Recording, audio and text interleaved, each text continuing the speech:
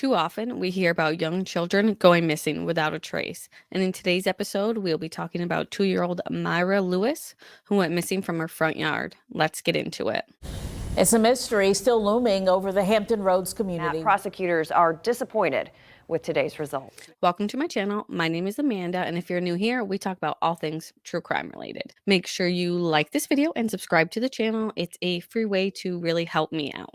I just want to take a moment to say that everyone that we talk about, this case is unsolved, is innocent until proven guilty. Please know that these are my own thoughts and opinions. Go do your own research to come to your own conclusion, and then you can tell me in the comments below what you came to, because I'm curious as to what you think happened. Myra Lewis was born on October 30th, 2011 to her parents Gregory and Erica Lewis. At the time of her story, she was just 2 years old, living with her parents and her 2 sisters. I have seen reports where it may be actually 3 children, but I've seen concretely that there was at least 2 sisters, one that was just 1 month old, and they were living in Camden, Mississippi. There isn't really much mentioned about Myra's sister that was outside playing with her at the time that this happened. I assume she was older because leaving a 2-year-old outside and someone younger than a 2-year-old, like a 2-year-old and a 1-year-old outside, is just completely ridiculous to me. So in my mind, I would assume that her sister that she was outside with, that she was playing with, was older. I want to say she was 5, but I feel like I could just be making that up, so disregard it. But I do believe that her sister is unfortunately too young to get any real information out of as to what happened to Myra or any other details. If she was taken by someone, ran into the woods after maybe a bunny, or if she went inside with her dad or went with her mom. We'll get into those details a little bit later, but I just wanted to say that I didn't see much on that to give some sort of insight as to what happened to her. Sadly, there isn't really that much I can tell you about 2-year-old Myra, other than the few details that I shared about her family and when she was born and where she lived. It's sad that these young children don't have time for us to get to know them. They don't have time to do well in school. They don't have time to help friends and family with a big heart that they may have. And they don't get to find what their interests are, really. I mean, 2-year-olds do, but you know what I mean, before they go missing. I did see in an article, one of them that I read, that she loved playing with the family dog Midnight. However, I'll touch base on this a little bit later. Myra's parents didn't really seem too active in finding their daughter, and that's where you get a lot of information about, missing people, is from the family and friends who love them. And unfortunately, I have not seen too much, especially recently, from Myra's parents. But we'll get into that. It all started on Saturday, March 1st, 2014, between 10:30 and 11 in the morning, when Erica Lewis decided to head to the store. As she was leaving, she told her 2 daughters who were playing outside in their front yard to head inside with her father, who was inside taking care of their newly born sister, who was just 1 month old, as I said. When Erica returned to the house about 3 p.m., she realized that Myra was not in the home. And as she discovered this, she was speaking with her husband, and her husband thought that Erica had taken Myra with her to the store. Now, side note, real quick, I know this case is unsolved, and I'm sure there's a few theories that could come about while reviewing this case. And one of those, that she was in fact kidnapped by someone that saw her playing in the front yard and took the opportunity without a parent or adult being around.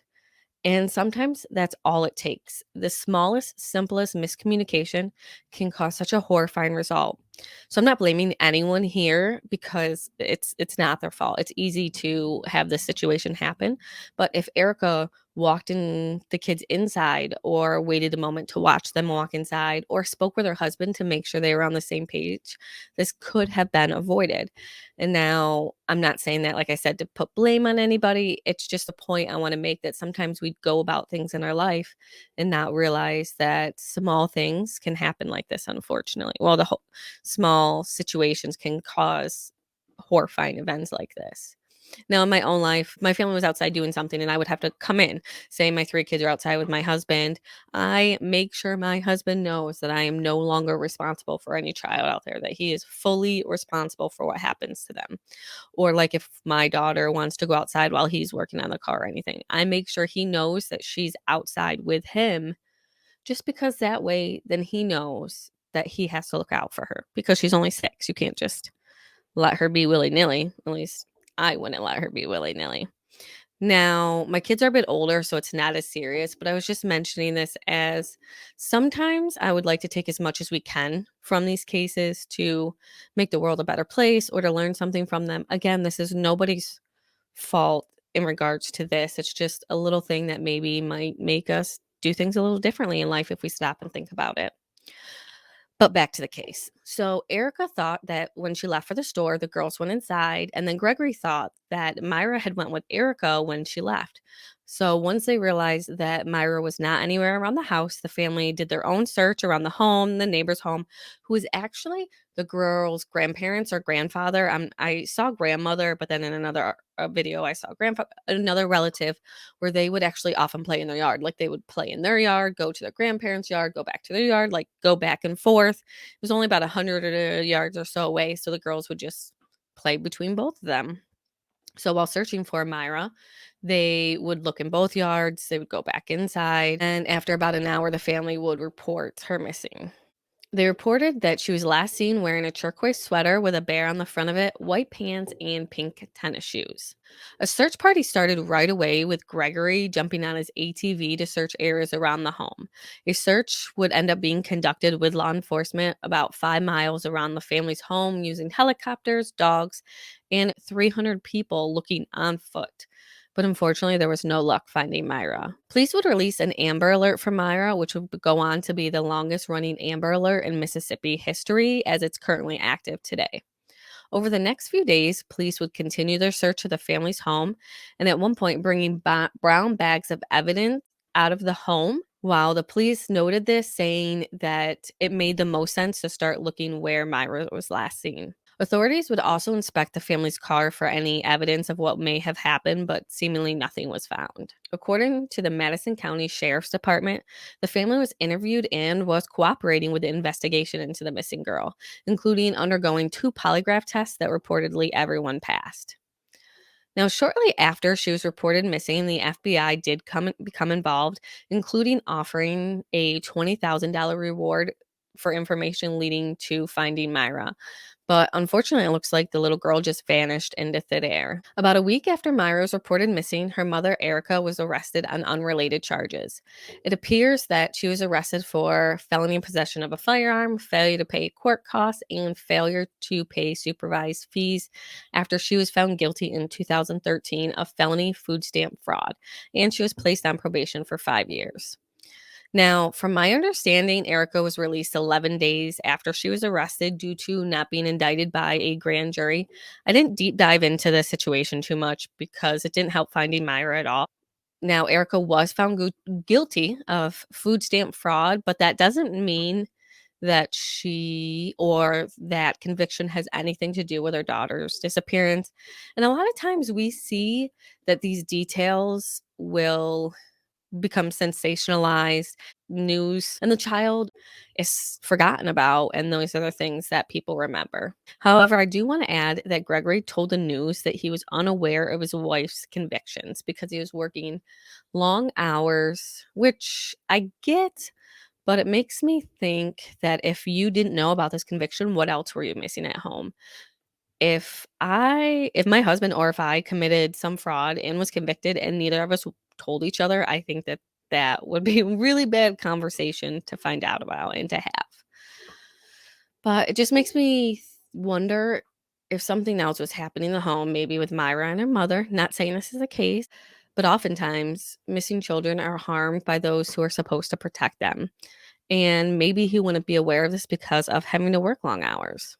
Now, the police said that they couldn't rule anyone out who was close to Myra, saying in a press conference that they were still investigating the case as a missing child rather than an abduction, and that no one in her immediate circle could be ruled out. Now, this makes me a little confused because it did say that they issued an Amber Alert, and I always thought for Amber Alerts, which I covered in one of my first videos, they had to have some sort of like car for an abduction. Maybe it was different because she was only 2. I'm not really sure, but around the same time that Erica was in jail waiting to be released during those 11 weeks, her other children were removed from the home that she shared with Gregory. At first, I assumed this just was due to the fact that a child was missing and they didn't know if anybody in the family was involved, so they removed them for I guess, safety reasons. However, I guess from what I read, it was because the home they were living in was condemned. I'm not sure exactly why they were moved or even if they got the kids back. Now, as I mentioned before, tracking dogs were brought in during the initial days to help with the search. And they did pick up Myra's scent initially when from the yard, and they followed it right up to her fence area in the front yard where the scent had ended. Now, this could mean that she was led into a car by a random stranger, or she could get into a car of someone she'd known. But it does indicate that the scent stopped there, usually for a reason, which would be because they got in a car, something like that. Now, there was a sighting report made of Myra in Memphis, Tennessee, where an older man was seen in a hotel room with a younger girl around Myra's age. Now, this report was made by 3 people who were working at a daycare across the street. Search for a missing toddler in Mississippi moved to Memphis tonight. A South Memphis motel employee reported to police that she spotted this young girl, 2-year-old Myra Lewis. I didn't see anything come out of this other than that there was a sighting, which gave people hope that maybe Myra's still alive. But I would assume that since there was no updated information and this was back after she initially went missing, that nothing came of it.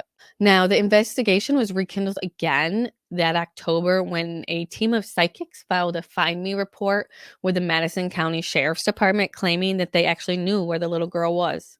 But unfortunately, this too would lead to nothing. And other than that, the case has basically gone pretty quiet. In 2015, Erica did make a plea with the public asking for help finding her daughter, but it was reported that when reached out to around the 5-year mark of Myra's disappearance, she declined to talk to the newspapers about it.